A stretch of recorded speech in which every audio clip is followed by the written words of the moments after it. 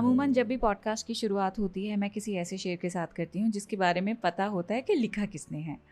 आज जो शेर मैं पढ़ रही हूँ उसके ऑथर के बारे में मुझे नहीं मालूम है। This seems to be misattributed to Jaun Elia. जिस शेर की मैं बात कर रही हूँ कि हासिले जिंदगी हसरतों के सिवा और कुछ भी नहीं, हासिले जिंदगी हसरतों के सिवा और कुछ भी नहीं, ये किया नहीं वो हुआ नहीं, ये मिला नहीं वो रहा नहीं। बेसिकली ये हसरतें ही नहीं हैं बल्कि जो डिज़ायर्स हैं पूरी नहीं हो पाई हैं, उन्होंने मलाल की शक्ल इख्तियार कर ली है। मलाल यानी कि हाथ मलना। मलाल का मतलब होता है रिग्रेट, जिसमें आप हाथ मलते रह जाते हैं। आज हम बात करेंगे मलाल की, क्यों होता है, कैसे कोप करें, कैसे दिल को समझाएं। शुरू करते हैं।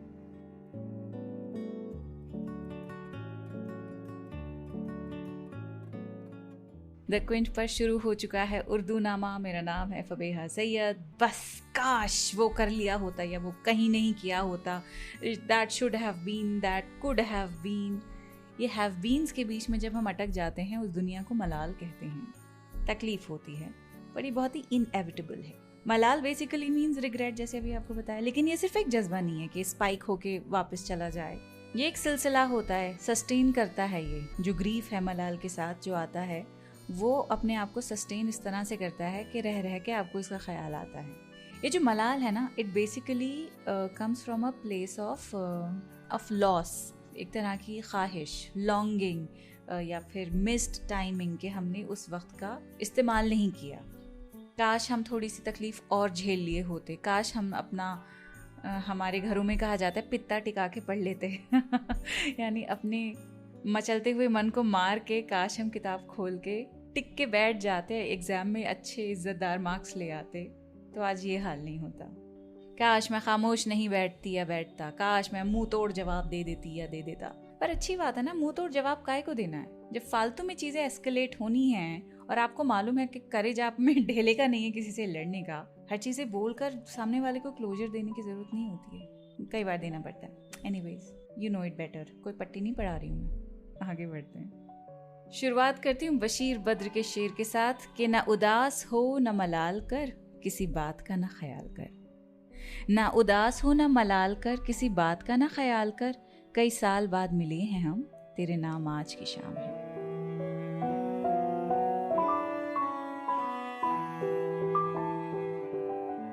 बशीर बद्र यहाँ कह रहे हैं कि इतना बोझ मत ढो, stop carrying the wait.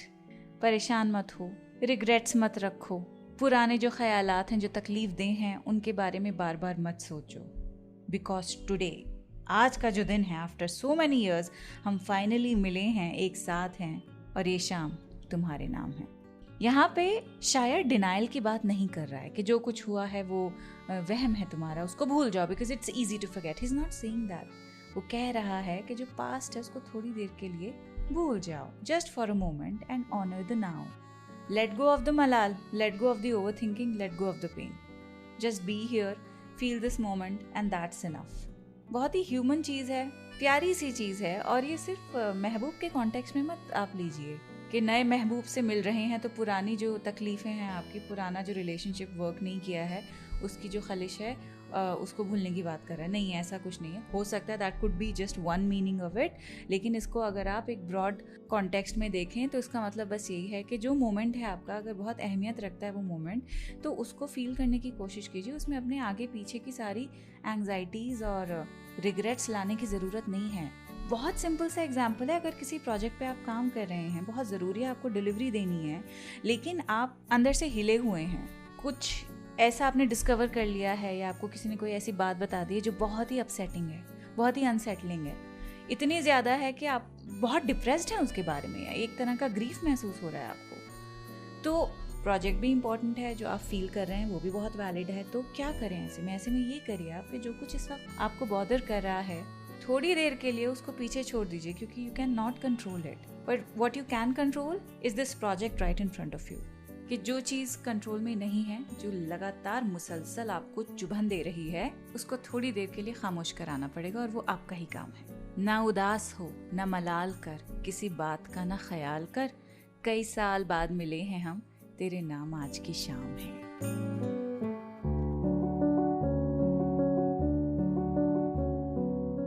Bashir Badr का ही एक और शेर है, ना कोई खुशी ना मलाल है कि सभी का एक सा हाल है, तेरे सुख के दिन भी गुजर गए, मेरे गम की रात भी कट गई। अब यहाँ बात आ रही है कि सारी चीजें एक पॉइंट पर आकर स्टिल हो जाती हैं, ना हाइज रहते हैं ना लोज रहते हैं, और ये कब होता है? जब आप एग्जॉस्ट हो जाते हैं। एक तरह की फ्लैट कामनेस, अगर इसको वेव्स के तौर पे आप समझने की कोशिश करें, इसकी इंटेंसिटी, तो एक तरह का प्लेटो बन जाएगा, एक तरह की बिल्कुल स्टिलनेस आ जाएगी। शायर यहाँ पे दुख नहीं मना रहा है, वो डिस्पेयर नहीं दिखा रहा है, ना ही वो किसी चीज को सेलिब्रेट कर रहा है। वो एक बहुत सिंपल सी चीज कह रहा है कि अब ना खुशी महसूस होती है ना दुख होता है, सब कुछ एक ही जैसा हो गया है। तो ये वो स्टेट होती है जब जिंदगी आपको इतना कुछ दिखा चुकी होती है, आपको इतने ज्यादा ट्रायल से घसीटती हुई ले जाती है, इतने ups and downs and love and loss हो जाता है कि एक वक्त के बाद जज्बात थक जाते हैं। आपको खुश होने की भी आप में हिम्मत महसूस नहीं कर पाते हैं, आपको शिकवा करने का भी दिल नहीं होता है, आप बिटर भी नहीं होते हैं। Basically you reach a point where you stop expecting things to get better और वर्स। और ये बहुत अजीब है, ये जो एक सा हाल है, ये नमनेस नहीं है, it is settling, it is slowing down. तो एक तरह से शायर यहाँ पे जिंदगी को एक डिस्टेंस के साथ ऑब्जर्व कर रहा है, जैसे कोई खिड़की से देख रहा हो कि दुनिया में सब रो ही रहे हैं, फिर हंस भी रहे हैं, लेकिन बाद में सब बिल्कुल एक ही जैसा सबका सफर गुजर जाता है, सब स्टिलनेस में ही सरवाइव करने की कोशिश करते हैं। ना कोई खुशी ना मलाल है कि सभी का एक सा हाल है। How true. फिर कहता है कि तेरे सुख के दिन भी गुजर गए, मेरे गम की रात भी कट गई। यहाँ किसी पे ब्लेम नहीं है, कोई बिटरनेस नहीं है, एक तरह की एक्सेप्टेंस है। कह रहे हैं कि तुम्हारे भी वो अच्छे दिन निकल गए हैं और जो मुझ पे बीता है वो गम भरी रात भी खत्म हो गई है। Basically time did what time always does, it moves on, है ना। कहीं से कहीं तक शायर ये नहीं कह रहा है कि तुम खुश थे मैं दुख में था, तुमने अपनी जिंदगी आबाद कर ली है मैं बर्बाद हो गया हूँ। Is not saying anything like that, is simply placing two parallel timelines next to each other. तुम्हारा सुख मेरा गम दोनों गुजरते चले गए और हम दोनों अभी भी यहीं पर हैं। एक लाइन में शायर बस ये कह रहा है कि जब खुशियां और गम दोनों खत्म हो जाएंगे, जब आप दोनों एक्सपीरियंसेस कर चुके होंगे दोनों चीजों के, तब आपके पास क्या बचेगा? आप खुद बचेंगे।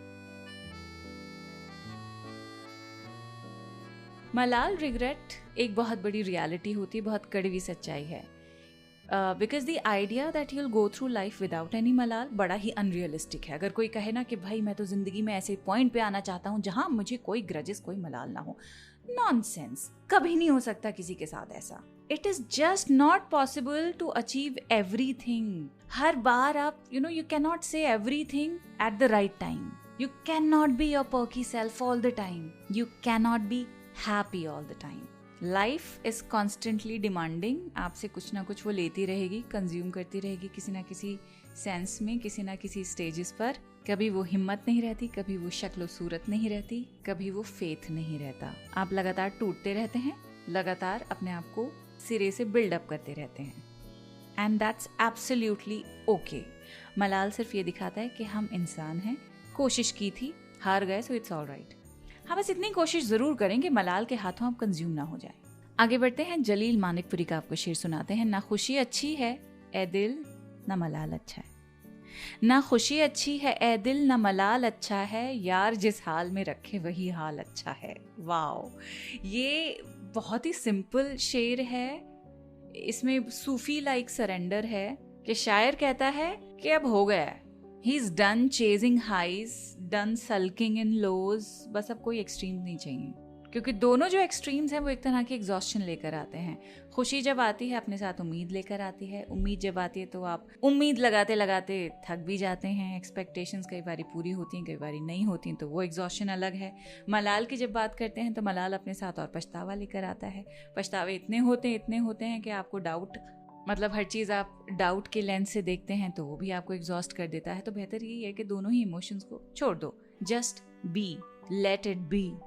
यार जिस हाल में रखे वही हाल अच्छा है। यहाँ जो यार है, हियर दिस यार could be a beloved, I think it's the divine, खुदा, रब, मौला, सूफी वाला यार। तो शायर जब कहता है कि यार जिस हाल में रखे, he means whatever state I have been placed in by that higher power, whether it's ease or difficulty, love or loneliness, it's just okay, I'm fine, in fact वही ठीक है मेरे लिए।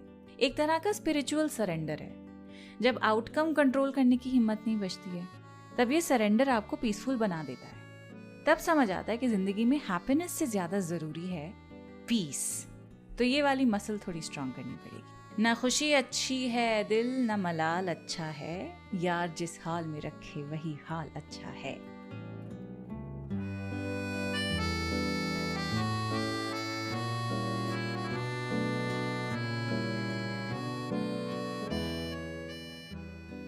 पॉडकास्ट के आखिर में आपको मलिक ज़ादा मंसूर अहमद का शेर सुनाती हूँ। चेहरे पे सारे शहर के गर्दे मलाल है। जब बहुत पोल्यूशन हो जाया करता था, स्पेशली नवंबर दिसंबर के टाइम पे, तो हर कोई हालचाल पूछता भाई कैसे हो, तब हम कहते थे, जवाब देते थे कि चेहरे पे सारे शहर के गर्दे मलाल है, जो दिल का हाल है वही दिल्ली का हाल है। Everyone carries the same sadness. गर्दे मलाल, dust of regret, dust of sorrow. यहाँ शायर एक डायरेक्ट पैरेलल बना रहा है कि मेरे जो दिल की कंडीशन है, it mirrors that of Delhi, it mirrors that of this city. अब वो पॉलिटिकली भी बात कर सकते हैं अबाउट रुइन, लॉस या डीके, या इमोशनल जो स्टेट है उसकी भी बात कर सकते हैं in terms of loneliness, devastation.